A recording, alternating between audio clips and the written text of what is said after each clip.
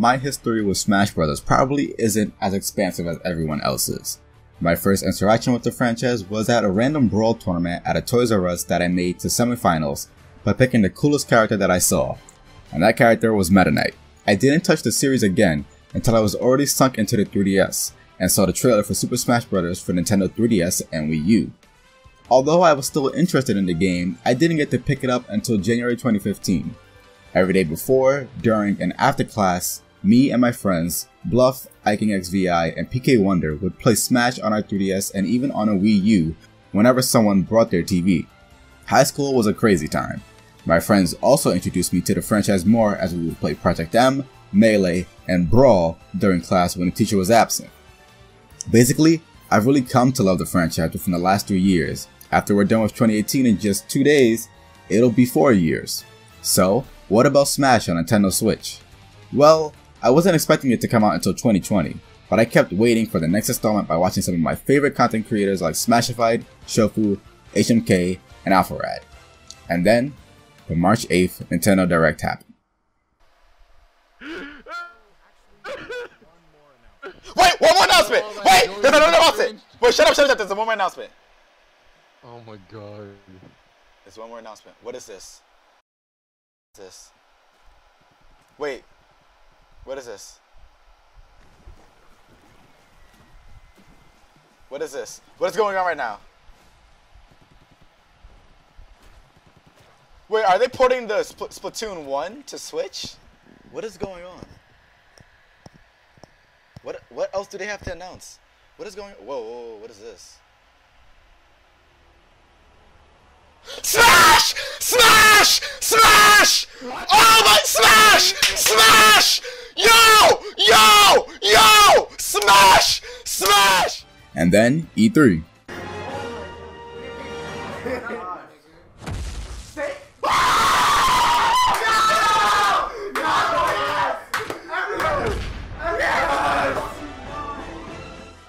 And then every direct after that happened.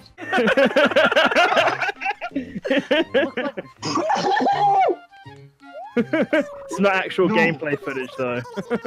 Please be Amiibo Festival, please. Amiibo Isabel as a Keep full. going.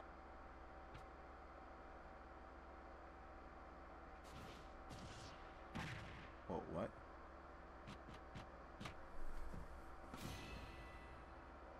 What? And I watched and speculated with my friends at Source Gaming, the Discord server, and many of my other friends in high anticipation on what I thought would be the greatest game on the Nintendo Switch ever, even surpassing every game that will come out after it. So does Super Smash Bros. Ultimate hold up? Well, Nintendox has already reviewed the game, but here is a second opinion on the game. Let's get into it. Now, I haven't touched a single piece of World of Light or any other Spirit related modes, so this video won't cover any of that at all. This is mainly about the gameplay, presentation, and my overall experience with the game as it stands right now.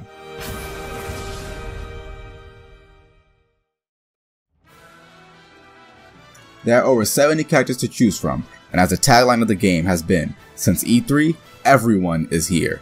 From different Nintendo franchises and third-party franchises, iconic fighters from gaming history are here to duke it out for victory. I personally am a fan of Shulk, Pac-Man, Roy, Dark Pit, and Corrin. Of course, I still carry around the Pocket Cloud. Every fighter and almost every aspect of Super Smash Bros. From past games is here. From the new characters added, Chrom, Incineroar, and Inkling are very fun to play. However, even with assist trophies, it's amazing to see all of these characters from different series cross over into one big fighting game. There are different ways to play, and now even more from Smash 4. If you want to take it head to head in a serious matchup, you have 1v1s. Want to get down and dirty with friends? 4-player and 8-player Smash are here to stay. Want to go even further beyond? Turn on items or the new Final Smash meter to make matches even more intense. A fan of the normal layout stages but hate their hazards? Turn off stage hazards. Love the stage but want a battlefield or a mega layout? You can do that too. Want to play on 2 stages in one match? Turn on Stage Morph. With over 100 stages, there are over 300 ways to play on them. Not only that, but with the addition of Squad Strike and Smashdown, there are even more ways to have fun. There are also other modes to have fun with outside of just the standard smashing. Pick a character and delve into Classic Mode. In Classic Mode, fight against a stream of opponents that are meant to signify an aspect of the selected character's franchise or relation to Smash Bros. Roy's A Journey of Swords, Bayonetta's The Requiem of Fallen Wings, or Wolf's Reunited Roster. Want a challenge of how many fighters you can defeat within a certain amount of time? Play Mob Smash or some Cruel Smash to really punish yourself. By the way, don't forget to make your own Mii Fighter in order to style on some people online in fashion. The gameplay is the same as it's always been, but taken to the next level. Of course, you can still do your aerials, specials, and smash attacks like every character has been able to do since Super Smash Bros. Melee. However, the game has been completely ramped up from Smash 4, in terms of mechanics and speed. It's almost a mix between Melee and Smash 4, where Melee was Mario Kart's 200cc and Smash 4 was 150cc. Smash Ultimate is kind of like 175cc. The game is at a steady enough pace where new players can pick up the game and have fun easily, but fast and technical more than ever, to the point that more serious and competitive players will have a blast for many years to come. Certain mechanics have been added or specifically been considered in order to improve gameplay, such as pressing X and A at the same time in order to perform a short hop. Let go of the shield at the right time to perform a parry, or in Smash terms, a perfect shield. This will nullify all damage from the receiving blow and give you a chance to counteract your opponent. When getting hit by an attack, specifically a rapid jab, stun, or stuck by Corrin's Dragon Lunge, have you noticed the blue stream emitting from the character's body? That signifies what the player is DIing towards, directional influence. So if you're able to spot it, try following up with where your opponent is going in order to keep the pressure on them. Of course, there are even more techniques that even I don't know about. Maybe checking out Beefy Smash Dudes or Zero will help teach you some things. Always remember to use training mode in order to really perfect your smashing techniques when you're ready to actually go online. Speaking of online,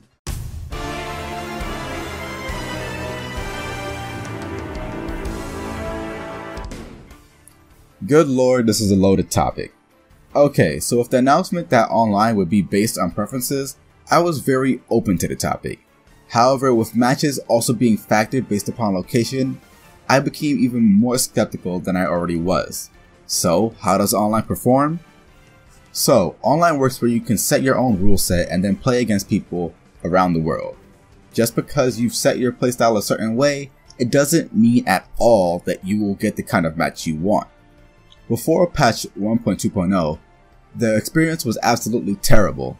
I would constantly get laggy matches and matches that are even close to my rule set. Free-for-alls, matches with items on, stages with hazards, it was terrible. The worst thing about it is that online is also based upon your global smash power. The higher your GSP, the better you are in comparison to every other player in the world. The thing is, that type of system is illogical and doesn't work in the slightest. So if I'm playing someone with an enormous amount of lag, or with rule sets that aren't my preferred rule sets, I still lose GSP, and that opponent gains GSP. Does that mean they're better than me? By the game's definition, yes. Logically, not at all. In addition, if I were to win or lose a match against someone, my GSP can either drop lower than theirs or higher than theirs. For this example, let's say I lost and my GSP goes down. If I fight the same person again, my GSP won't immediately rise to being above their GSP. That shouldn't happen in the first place. In addition, if a player rage quits at the end of a match before the victory screen, GSP won't be affected at all. Why are people allowed to do that? Separating the players between what they wanted to play in Smash 4 between for fun and for glory worked perfectly, and I have no idea why they even changed it. I didn't even mention Elite Smash because there's no point in trying to get in it anymore, because the system itself doesn't make sense. So if you get in, congrats. If you don't, oh well. But if you see a surge of players that have joined in purchasing Super Smash Bros. Ultimate, well, you can also fall out of Elite Smash, which means that no, you are not good forever. You can fall out. In addition, the best part about playing online in Smash 4 was that I could switch to a different fighter after each match. Now I can't do that, so if I want to play the same person again, well, I guess I better have a way to communicate with them and set up a battle arena so that we can fight more. If I accidentally rematch the person, I guess I better put my system in sleep mode and then get back online. Oh wait, I can actually just leave the battle by pressing start in the waiting room, which I was told that, but wait, if I didn't start an actual match yet, I can't? Well, that's not very consistent. Battle arenas are pretty cool. Host a room to play with your friends and other people around the world as they join your arena. Arenas would be a lot better if you could change rules while still in the arena and not have to close it and then remake it. It would be even better if you could set up arenas like hosting a room in Dragon Ball FighterZ, where you can have 2 arenas within a room so other people can fight instead of only waiting and spectating. With online comes lag. I've also encountered different versions of it. The match can normally lag or the internet between the players just isn't that great. Input themselves won't be delayed, just the match itself is being delayed. Then there's input lag, which can still occur even if the entire match isn't lagging. I found this to be a lot more common in battle arenas than quick play. In addition, make sure your controller is also well charged. I've run into situations where the HD Rumble in my Pro Controller itself lags, meaning my inputs aren't happening until after my controller has caught up with the vibrations, which means a lot of times I'll just be standing still and open for my opponent to just beat me.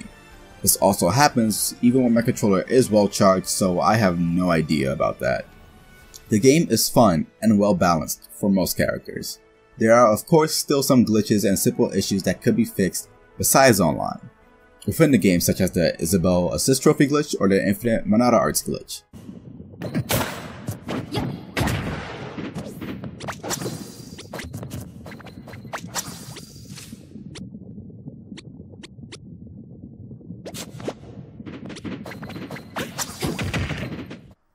If I could suggest some quality of life changes, please give us the option to let CPUs in trading mode do any action outside of just being able to directly control them.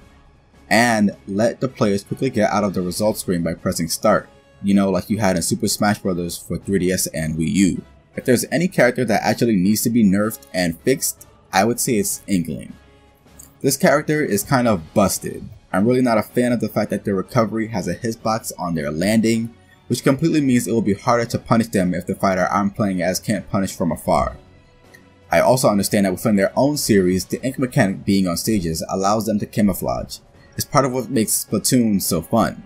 For Smash, not so much. When facing against an Inkling that has an ink similar to the fighter's color that I'm using, I tend to lose track between the two because I'm seeing the Inkling's ink also on my fighter. The Splat Bomb also acts as a way of hiding what the next move an Inkling is doing behind it, which means if they're acting fast, you may not be able to catch what happened behind it. Can't punish what I can't see now, can I?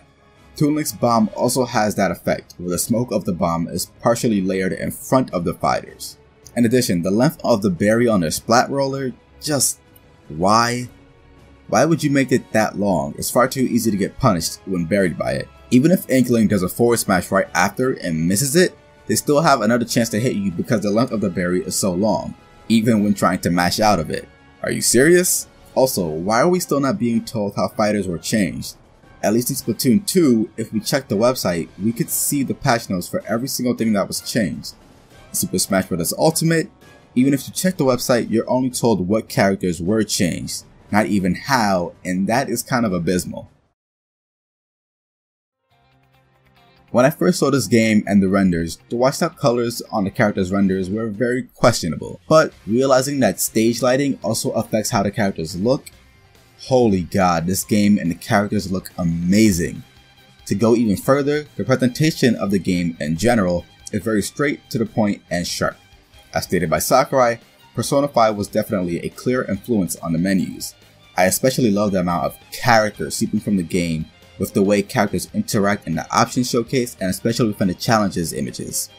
I won't go into full detail about the amazing design of the menus, Relax Olax already did that in his own video. The music, my god, over 900 tracks. This game's soundtrack is absolutely beautiful. The sound design is as well. I love the crunch of hitting my opponent, especially the feedback from actions that I get thanks to the controller's HD Rumble. One thing I love about this game the most is the way that they've handled the game's camera and replays. You can freely move the camera around when recording replays, which will definitely make combo channels like Styles X2's a lot more entertaining. The use of filters when taking pictures also make the game a lot more interesting and artistic from different angles. However, a few visual drawbacks are the way the camera moves on certain FD stages is actually very headache inducing. Especially on a stage like Peach's Castle, it looks like the entire stage is moving sometimes. In addition to some visual drawbacks, some moves have their attack animation finished, but the hitbox still lasts. This has also been an issue that was in Smash 4, and I'm kinda surprised it wasn't changed for Ultimate. For instance, Mii Brawler, Mario, Link, Fox, and some other fighters have the same neutral air, the Sex Kick. There are other forms of the Sex Kick where the hitbox lasts longer than the actual animation of the attack, like Cloud's up air. However, this is also a problem for attacks that have their animation end or continue, but have no hitbox at all. For instance, Shulk's forward smash won't hit after the Manano's Ethereal Blade has ejected, but you can clearly see the blade is still out there. I guess walking into a sword doesn't hurt, but for Cloud it does? Or another example would be Shulk's down smash, where on the final turn, it doesn't hit on the opposite side of Shulk. Just why is that? Although I love this game, I have a multitude of problems with it. To be honest, I hate this game. I also hated Smash for 3DS, but I loved playing it. I feel that exact way with Smash Ultimate. The people who play online by spamming moves or go Unga Bunga mode with Inkling or Simon and Richter is frustrating. But that's not the game's fault. It's the player's fault. I guess I kinda hate the people who play the game, more than I hate the game itself. I hate the people who set matches to 1 stock 1 minute or 2 stock 3 minutes. Just, what is wrong with you people? That's not enough time for a match. If you have a Switch, please get this game. If you don't have a Switch, buy this game anyways, and then buy a Switch. Super Smash Bros. Ultimate is the ultimate end-all be-all game for the Switch, and I can't wait to meet some of you guys on the battlefield whenever we host live streams of the game. In addition, I can't wait to see what content also comes out for this game, as, if you haven't heard, Joker from Persona 5 is joining the battle. So, whatever the 4 other DLC fighters end up being, I am definitely curious, but also kind of afraid. Please God, don't put Steve in. With that being said, I give Super Smash Bros. Ultimate 3.5 out of 5 stars. Thank you once again to Nintendo of America for sending us a review code. In addition, thanks to our super patron, the Duke of Dorks, and to all of our other patrons in general. We hope you had a very Merry Christmas and enjoy the end of this year as we head into 2019 together. Happy holidays and Happy New Year from the Source Gaming team. See you next year.